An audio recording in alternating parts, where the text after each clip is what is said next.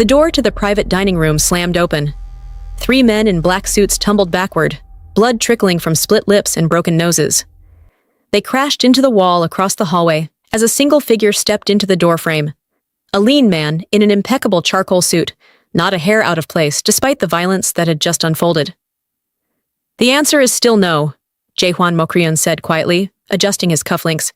"Tell your boss that the next time he sends men to threaten me, I won't be so gentle." The most feared man in Seoul was about to meet a politician who owed him millions, but instead, an African law student accidentally sat at his table and started lecturing him about justice. And that mistake would destroy his empire.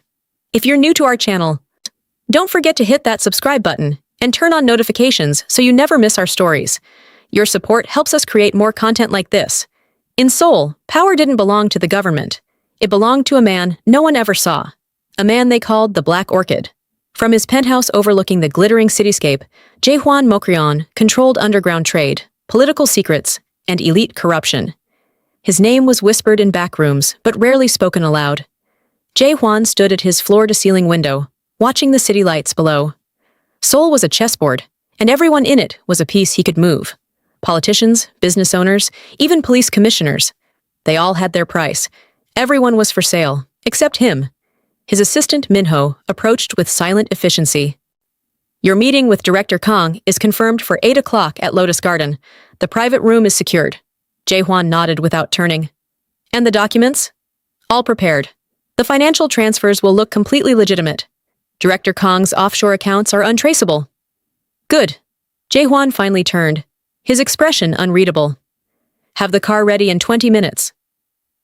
As Minho left, Jae-hwan opened his safe and removed a small black orchid pin. His signature. He rarely wore it in public, but meetings with men like Director Kang required reminders of who truly held power in Seoul. To Jae-hwan, the rules were simple. Loyalty was bought, fear was power, love was a weakness. These principles had built his empire, and after 15 years, no one had ever challenged them. Until tonight, across the city in a small, stone-cluttered apartment filled with law books and case studies, Zola Adeyinka Okoye frantically searched through her closet. "Ji-eun, I can't believe you're making me do this," she called out to her roommate, who lounged on the bed, scrolling through her phone. "You've been in Korea for 2 years and haven't gone on a single date," Ji-eun replied without looking up. "You spend all your time with dusty books and corruption cases." Zola emerged holding up 2 dresses. "Because I came here to study law, not men." Ji-eun pointed to the dark blue dress. "That one. And this isn't just any man. Sung-min is the most eligible banker in my brother's company.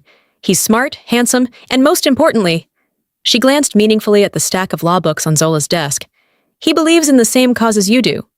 He sponsors legal aid for migrant workers." This caught Zola's attention. "Really?" "Really? Now hurry up or you'll be late. Lotus Garden at 8 o'clock. Private table under his name." Zola checked her watch and rushed to change. Born in Lagos to a prominent family, her mother a respected human rights activist and her father a judge, Zola had inherited their fierce dedication to justice. She had come to Seoul on a prestigious scholarship to study international justice and anti-corruption law. Her dream was clear, to expose the global networks that enabled corruption to flourish across borders. Her thesis specifically focused on how criminal organizations in East Asia operated through political partnerships, a topic that had already earned her both praise from professors and mysterious warnings to be careful. But Zola had never been careful. Not when justice was at stake. As she applied her lipstick, she muttered to herself, "One dinner, I'll be polite, then back to work." Ji-eun laughed. "Who knows?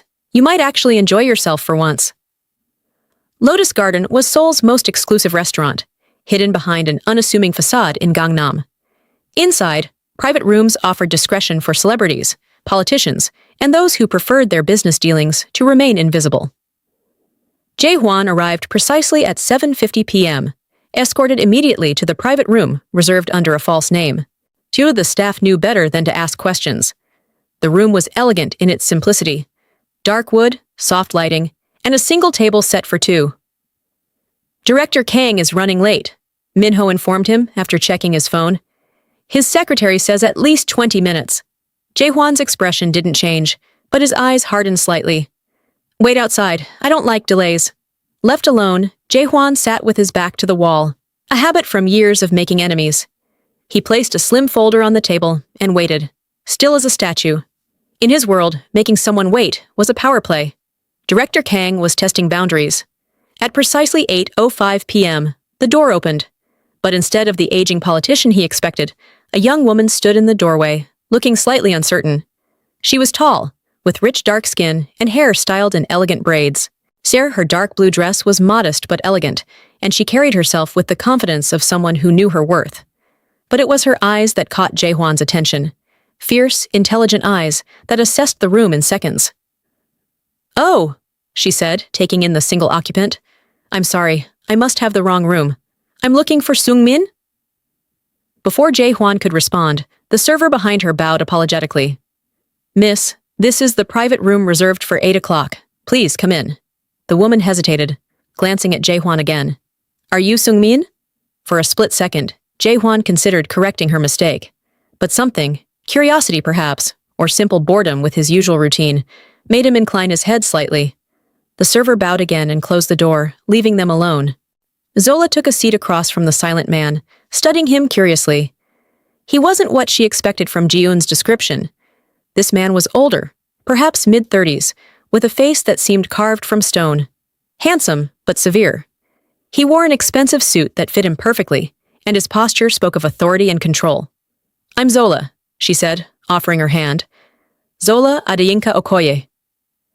Jae-hwan regarded her hand for a moment, before taking it briefly. His touch was cool and firm. "A pleasure."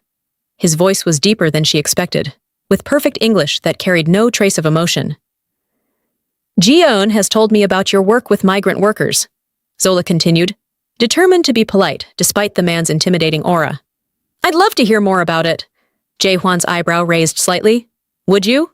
"Of course." "I'm studying international law with a focus on corruption systems. Legal protection for vulnerable populations is a passion of mine." Something flickered in the man's eyes. Surprise, perhaps, or amusement. He leaned back slightly, assessing her. "Tell me more about your studies," he said, making it sound more like a command than a request. Normally, Zola would bristle at such a tone, but she was determined to make an effort. "I'm researching how criminal organizations use political connections to operate across borders. The networks are fascinating and terrifying. In Seoul alone, there are at least 3 major operations that practically control parts of the government." Jae-hwan's expression remained neutral, but he leaned forward slightly. "And what evidence do you have of this control?" "Money trails, mostly. Public infrastructure contracts that make no sense, offshore accounts linked to families of government officials." Zola warmed to her subject, forgetting her initial discomfort. The problem with powerful men is that they believe nobody can stop them. They think their systems are too complex to unravel. "And you believe you can unravel them?" "I know I can." There was no hesitation in her voice. "Justice doesn't care how powerful you are." For the first time, Jae-hwan's lips curved into something close to a smile. "And what would you do if you met one of these powerful men you're studying?" Zola met his gaze directly. "I would expose him." To her surprise, a genuine laugh escaped him, a short, rusty sound as if rarely used. "Just like that?" "Just like that." She leaned forward, eyes blazing with conviction. "Because no matter how powerful someone thinks they are, they're still bound by the same laws as everyone else. Or at least, they should be." Jae-hwan studied her with newfound interest. In his world, everyone approached him with either fear or greed. This woman showed neither. She spoke to him as an equal. No, more than that. She spoke as if she had the moral high ground. It was refreshing.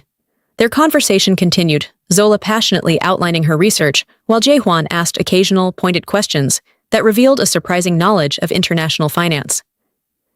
Time slipped by unnoticed until the door opened abruptly. A young man in a crisp suit stood there, looking confused. "Excuse me, I'm looking for someone named Zola. I'm Sung-min." Zola froze, looking between the newcomer and the man she'd been speaking with for nearly 30 minutes. "Wait, if you're Sung-min then—" She turned to Jae-hwan, eyes widening.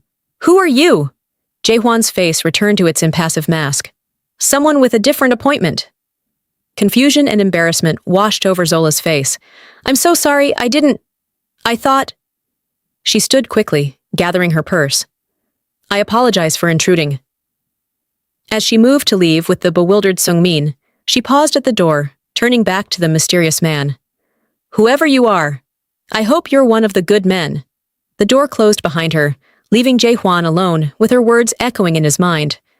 Minutes later, Minho entered to inform him that Director Kang had canceled and rescheduled for the following evening. But Jae-hwan barely heard him. "Find out everything about her," he said quietly. "Zola Adeyinka Okoye, law student, studying corruption networks." Minho's expression remained professional, but surprise flickered in his eyes. "Sir?" "Everything. Her research, her connections, her history. I want it on my desk tomorrow morning." "Is she a threat, sir?" Jae-hwan touched the black orchid pin at his lapel. "I don't know what she is." But for the first time in years, he was genuinely curious to find out. The next morning, Jae-hwan reviewed the file Minho had assembled on Zola. Born in Lagos, Nigeria, to a prominent family. Father a high court judge, mother a human rights activist who had testified before the UN, brilliant academic record, full scholarship to Seoul National University's prestigious law program. Oh, but it was the details of her activities in Seoul that truly caught his attention. Volunteer at the Migrant Workers Legal Aid Center. Organized 3 successful class action suits against exploitative employers. Turned down a lucrative internship at a corporate law firm to work with an anti-corruption NGO. Currently researching political criminal partnerships in East Asia. Photos showed her speaking at student rallies, working late at the Legal Aid Center, and once, most surprisingly, physically standing between immigration officials and an undocumented worker they were attempting to detain. She wasn't just talking about justice, she was fighting for it. Minho stood silently as Jae-hwan closed the file. "She's clean, sir. No suspicious connections. No leverage points. And her research? How close is she to anything that could implicate our operations?" "Too close for comfort. Her thesis specifically examines the structural patterns that connect legitimate businesses to criminal enterprises through political intermediaries. She doesn't have names, but she's mapping the exact system we use." Jae-hwan tapped his finger on the desk, the only sign of his inner thoughts. "Where is she today?" "She has classes until 3 p.m. Then she's scheduled to give a presentation at an international law symposium at the Grand Hotel. Corruption networks, how criminal empires survive through political partnerships." Jae-hwan stood, decision made. "Clear my afternoon." For the first time in his 15-year career, Minho looked genuinely shocked. "Sir? I'll be attending a law symposium." The Grand Hotel's conference room was filled with law professors, students, and a smattering of Justice Department officials. Jae-hwan sat in the back row, dressed in a conservative suit that helped him blend with the academic crowd. When Zola took the podium, she commanded attention immediately. Gone was the slightly uncertain woman from the restaurant. Here, in her element, she radiated confidence and passion. "Corruption networks function like invisible architecture," she began, her voice clear and strong. "They're built on 3 pillars: criminal organizations that provide services and capital, legitimate businesses that launder money and provide cover, political allies who ensure protection, and regulatory blind spots." On the screen behind her appeared a diagram that made Jae-hwan's blood run cold. Without naming names, she had mapped the exact structure of his operation, down to the shell companies in Singapore and the procurement patterns of his political allies.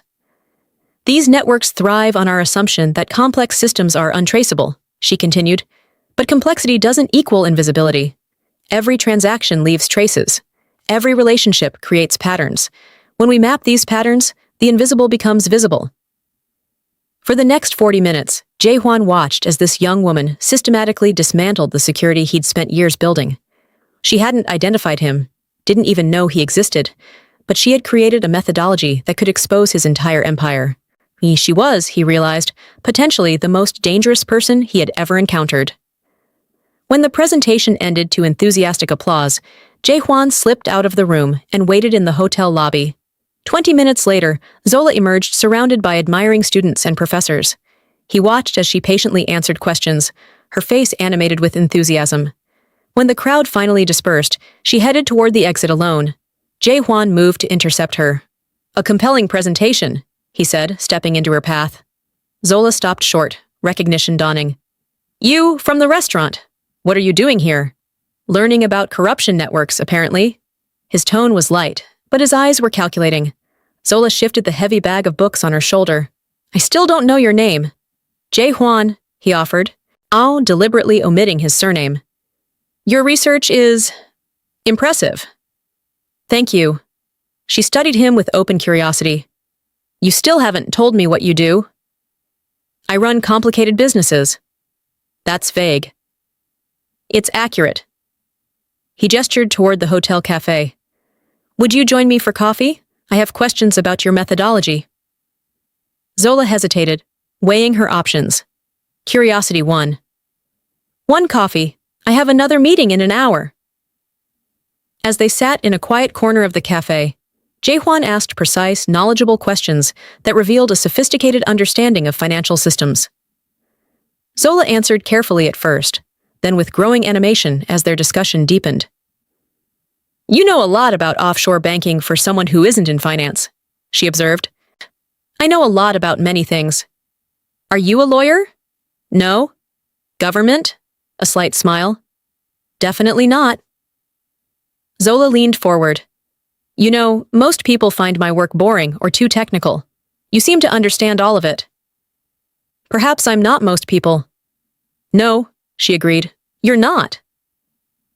Something shifted between them, a recognition, an acknowledgement of mutual intelligence.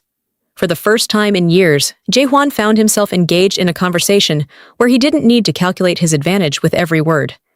From a discreet distance, another pair of eyes watched their interaction. Director Kang Do-seok, a powerful member of the National Assembly's Finance Committee, observed the unusual pair with growing concern. The young woman he recognized from intelligence briefs, a troublesome student whose research had been flagged as potentially destabilizing to certain arrangements. But seeing her with Jae-hwan Mokrion? That was unexpected, and potentially catastrophic. As Zola and Jae-hwan parted ways outside the hotel, neither noticed the black sedan that pulled away from the curb to follow Jae-hwan's car.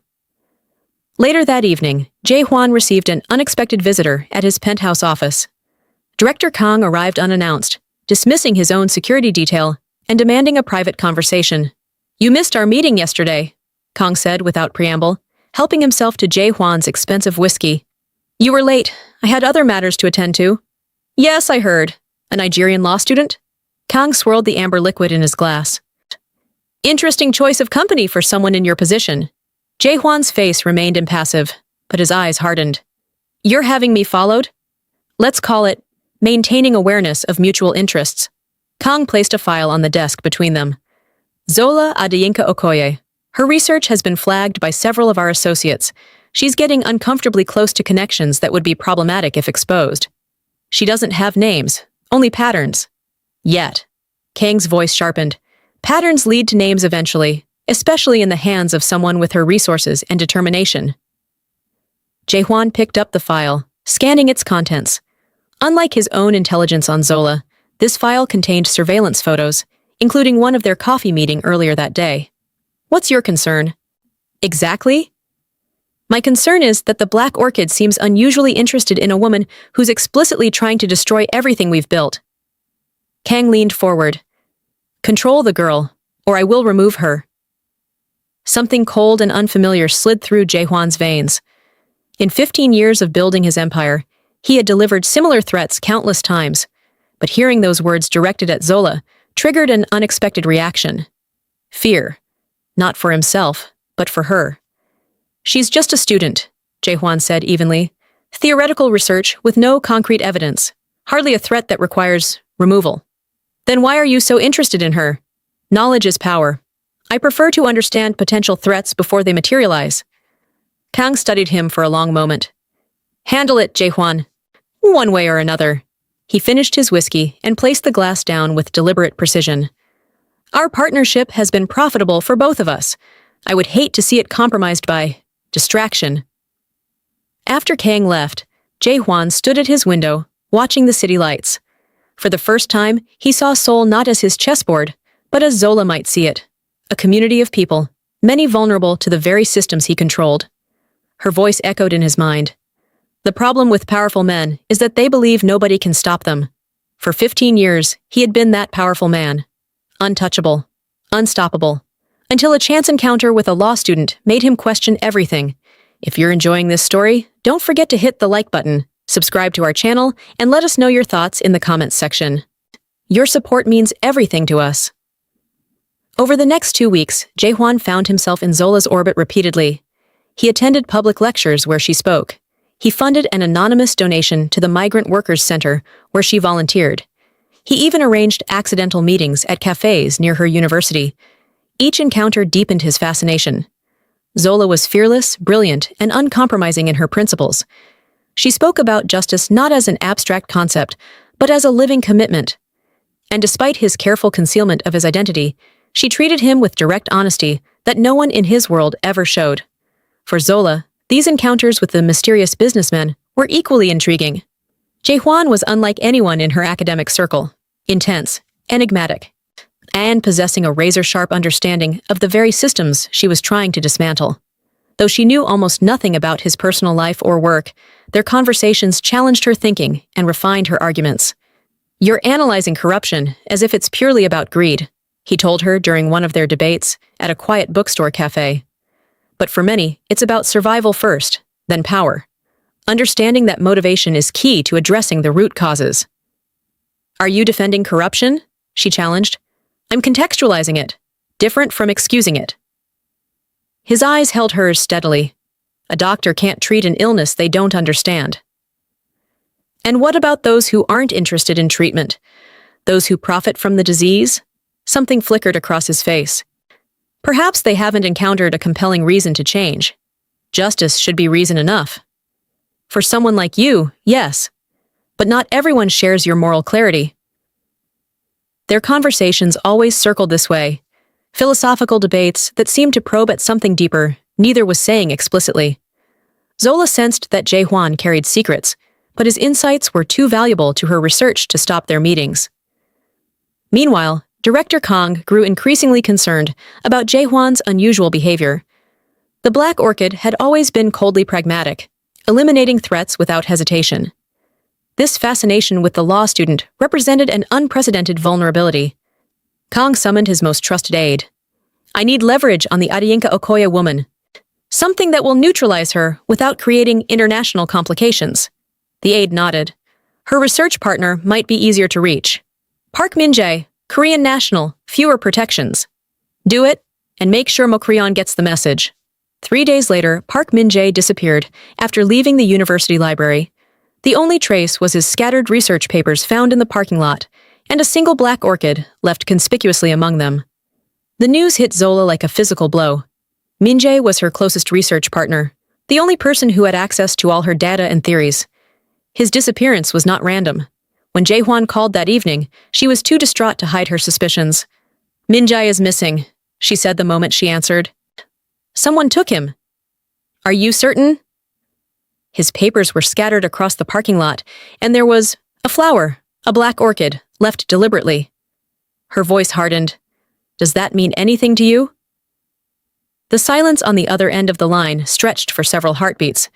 "Jaehwan?" she pressed. "Where are you now?" His voice had changed, all warmth stripped away. "My apartment. Ji-eun is out of town, so I'm alone." "Don't move. Don't open the door for anyone." The urgency in his tone startled her.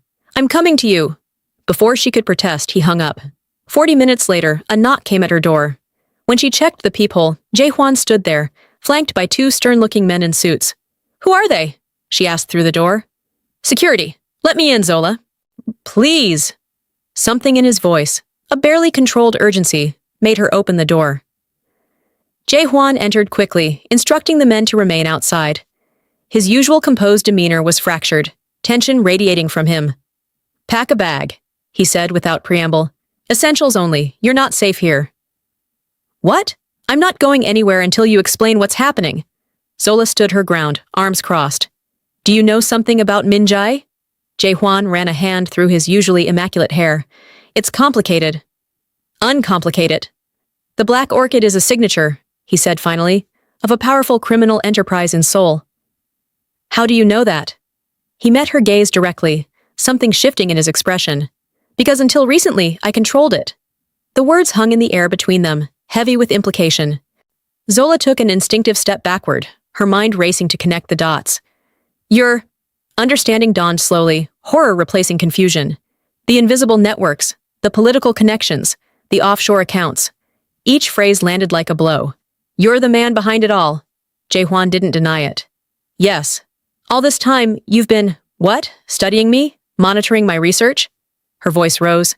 Was this amusing to you? Watching me try to dismantle your empire while you pretended to be interested in my work? No. The single word carried unexpected emotion. It wasn't pretense. Then what was it? Some kind of sick game? At first, yes. I wanted to know how close you were getting to the truth. His voice dropped lower. But then I started to see things differently. Through your eyes. Zola laughed bitterly. And I'm supposed to believe that? You're the kind of man I'm trying to destroy. I know. To her surprise, he didn't argue or defend himself. Instead, he said something she never expected. Then help me destroy it. Zola stared at him, certain she had misheard. What? The black orchid left with your friend's papers wasn't my order. It was made to look like mine. His eyes never left hers. Someone is using my signature to send me a message, through you. Who? Someone who benefits from the status quo. Someone who doesn't want things to change. And things are changing? Skepticism dripped from every word. Jae-hwan moved to her window, checking the street below before answering. For the past 2 weeks, I've been systematically dismantling parts of my operation, converting illegal businesses to legitimate enterprises, cutting ties with certain political allies, redirecting resources. Why would you do that? He turned back to her, something vulnerable breaking through his carefully controlled expression. Because you made me see the cost of what I built, not in abstract terms, but in human lives. Zola wanted to disbelieve him. Everything she knew about criminal psychology suggested this was manipulation, a tactic to gain her trust. But something in his eyes, a rawness she'd never seen before, gave her pause. Even if that's true, why would anyone target me to get to you? Because they think you're my weakness. The words hung between them, loaded with unspoken meaning. Before she could respond, his phone buzzed. He checked the message, his expression darkening. We don't have time for this debate.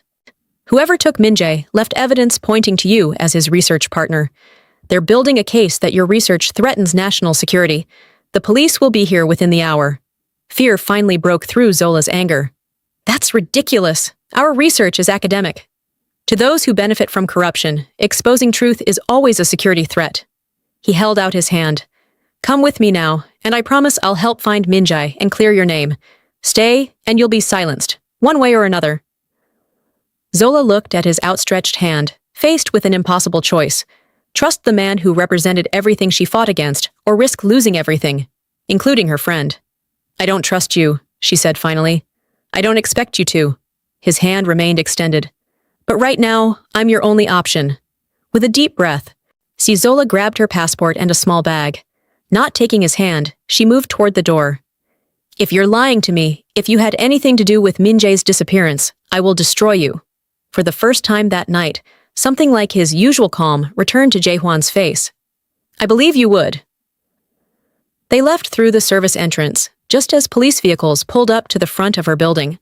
The safe house was a modernist structure in the hills outside Seoul, all glass and steel, with a security system that would impress a military installation.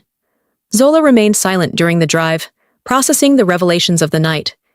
Inside, Jae-hwan moved with efficient authority, issuing instructions to security personnel and making calls in rapid Korean that Zola couldn't follow. And she watched him transform. Gone was the thoughtful man from their cafe conversations, replaced by someone who commanded power with chilling ease. When they were finally alone, he provided the explanation she demanded. The black orchid is my signature, yes, but I don't operate that way anymore. Someone is using my former methods to frame me and threaten you.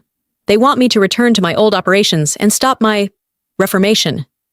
Why would anyone care if you go legitimate? Because my network protects a lot of powerful people.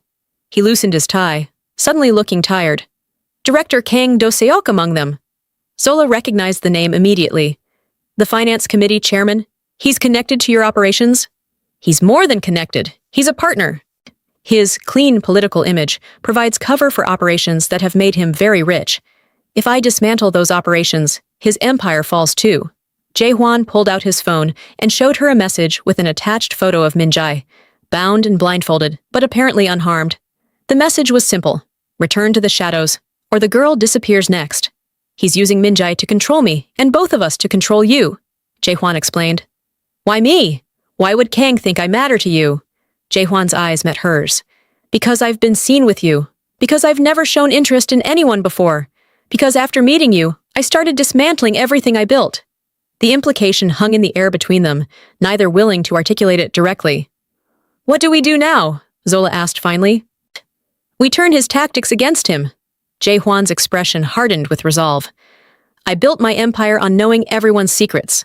It's time to use that knowledge for something better. Over the next 3 days, Jae-hwan and Zola worked from the safe house, pooling their respective knowledge. Her academic understanding of corruption networks, combined with his insider knowledge of actual operations, created a powerful investigative force. Kang's vulnerability is his public image, Jae-hwan explained as they mapped connections on a digital board. He presents himself as an anti-corruption crusader, while secretly controlling some of the largest bribery networks in East Asia. Classic psychological projection, Zola noted. Publicly attack what you privately protect. Exactly.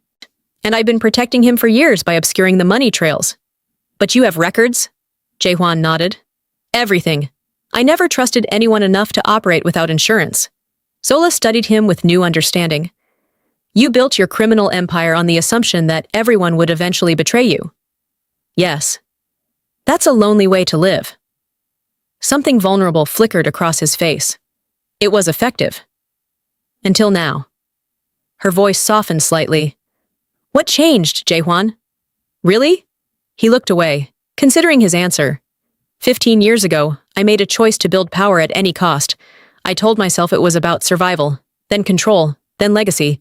But the truth is, he met her gaze directly. I forgot what I was building it for.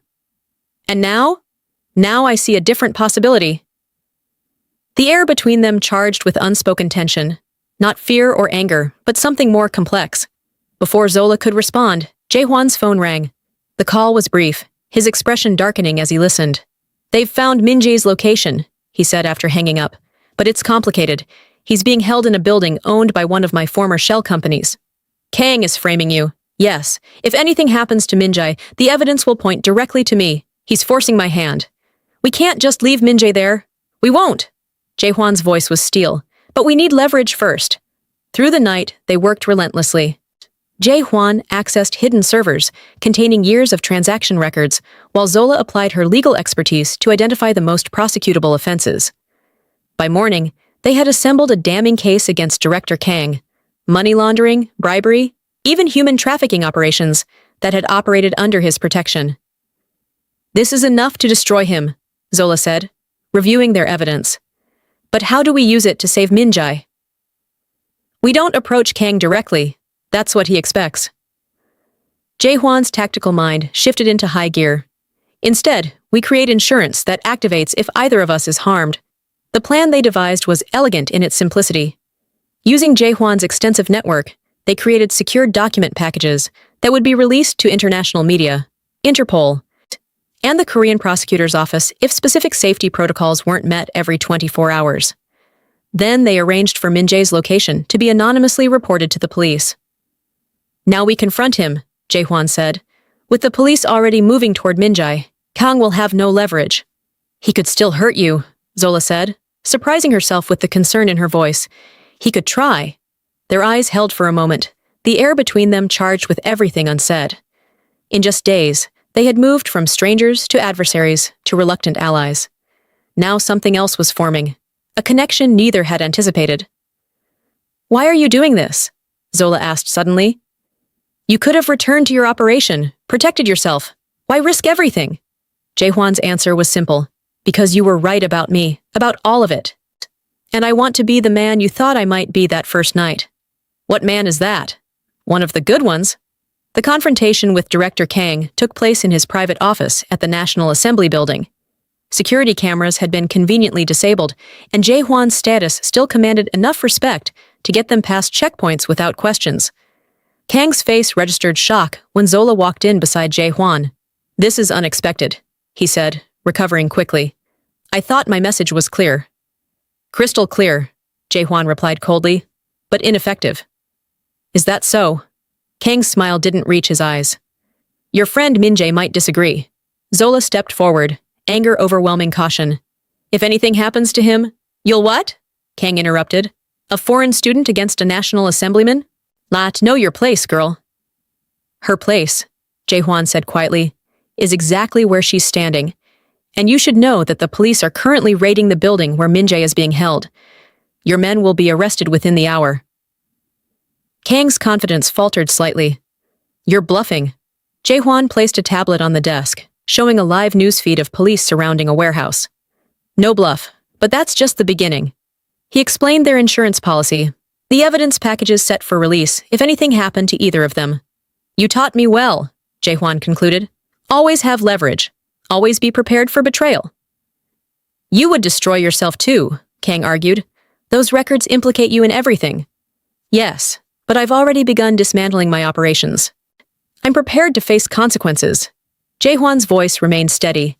The question is, are you? For the first time, real fear showed in Kang's eyes. What do you want? Min-jae's safe return. Charges dropped against Zola. And your resignation from the assembly, effective immediately. You're insane! I can't just resign. Health reasons, stress, family matters. I don't care what excuse you use. Jae-hwan leaned forward. But you will remove yourself from power, or everything becomes public. The standoff lasted seconds that felt like hours. Finally, Kang reached for his phone. Release the student, he ordered someone, and cancel the security alert on the Nigerian woman. After ending the call, he glared at them both. This isn't over, Mokrion. You've made powerful enemies. I've always had powerful enemies, Jae-hwan replied evenly. The difference is, now I have something worth fighting for. His hand found Zola's, their fingers intertwining. She didn't pull away. 2 hours later, they welcomed Min-jae at the hospital, where he was being treated for dehydration and minor injuries. The young researcher was shaken but alive, confirming that his captors had demanded information about Zola's research and her connection to Jae-hwan. They kept asking what you had on someone called the Black Orchid, Min-jae told Zola. I told them our research was theoretical. We didn't have names, just patterns. Zola squeezed his hand. I'm so sorry you were dragged into this. Was I right? Min-jae asked. Is he real, this Black Orchid? Zola glanced at Jae-hwan, who stood quietly by the door. He was. The next morning, Seoul awoke to shocking news. Director Kang Do-seok, the prominent anti-corruption crusader, had resigned from the National Assembly, citing health concerns. Simultaneously, police announced major breakthroughs in several long-standing corruption investigations, with arrests expected at the highest levels of business and government. None of the news reports mentioned a man called the Black Orchid. None mentioned a Nigerian law student or her groundbreaking research. But behind the headlines, the biggest transformation was happening privately. In his penthouse overlooking Seoul, Jae-hwan met with his closest associates. The organization, as we've known it, is finished, he informed them. All criminal operations will be terminated immediately. Legitimate businesses will continue under new management, with strict compliance oversight. Stunned silence met his announcement. Sir, Minho finally spoke, may I ask why? Jae-hwan looked out at the city, the same view he'd contemplated for years as he built his empire of shadows, because there are better ways to use power than to simply hold it. Over the following months, the transformation continued. Jae-hwan systematically dismantled his criminal networks while establishing legitimate enterprises in their place. Where once stood loan shark operations, now community development banks offered fair terms to struggling neighborhoods. Former smuggling routes became official trade channels with transparent accounting. The transition wasn't without cost. Enemies emerged from both sides, former criminal partners who felt betrayed, and law enforcement officials suspicious of his sudden reformation. But the insurance policies he and Zola had created provided protection, their mutually assured destruction preventing any direct moves against them. Zola returned to her studies, her research now focused on rehabilitation pathways for criminal enterprises, how systems of corruption could be transformed rather than simply destroyed. Min-jae recovered fully and joined her work with renewed purpose. She and Jae-hwan maintained a careful distance publicly, both aware of the complications their connection would create.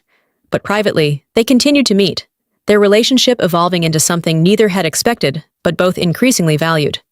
6 months after their confrontation with Kang, Zola completed her degree and accepted an internship with an international justice organization.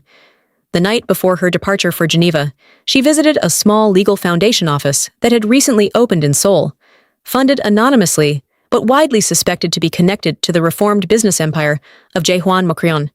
She found him waiting in the empty office, standing at the window as he so often did. "You're leaving tomorrow," he said without turning. "For 6 months." She moved to stand beside him, looking out at the city they had both transformed in their own ways. "The internship is a good opportunity." "It is." He finally turned to face her. "You'll excel there." "And what about you? What will the former Black Orchid do while I'm gone?" A small smile touched his lips. "Continue becoming someone new." The air between them filled with 6 months of unspoken feelings, of boundaries respected and bridges carefully built. "You once said the world runs on choices," Jaehwan said quietly. Zola nodded. "And you finally made the right one. Not just one choice, 1,000 choices every day. To be different, to be better." His hand found hers. "And the first choice that started it all was a mistake, a law student sitting at the wrong table." "The best mistake I ever made," Zola admitted, finally allowing herself to acknowledge what had been growing between them. "When you return from Geneva," Jaehwan said, his voice low and certain, "I'll still be here, still choosing a different path, still becoming someone worthy of standing beside you." "You already are." Zola's free hand touched his face gently. The man who risked everything to save a friend he'd never met. The man who dismantled an empire because he saw a better way. That's someone I'm proud to know. "Just know?" Her smile widened. "For now. The rest, we'll figure out when I return." As they stood together looking out at the Seoul skyline, neither could have imagined this outcome from their chance meeting 6 months earlier. A criminal king finding redemption, a justice seeker finding nuance, and both finding something in each other that defied all expectations. Sometimes the most dangerous men are not the ones who choose darkness, but the ones brave enough to walk out of it. If you enjoyed this story, please don't forget to hit that subscribe button, ring the notification bell, and leave a comment letting us know your thoughts.